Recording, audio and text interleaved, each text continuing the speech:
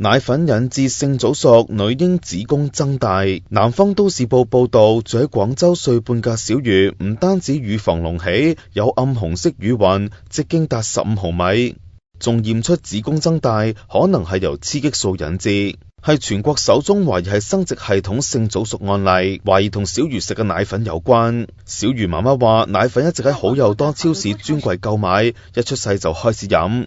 但半歲開始胸部出現硬塊，一摸就會痛，乳房亦都慢慢隆起。自從武漢最先出現性早熟嬰兒之後，類似個案已經遍及14個省市，其中上海就估計多達3萬個嬰兒。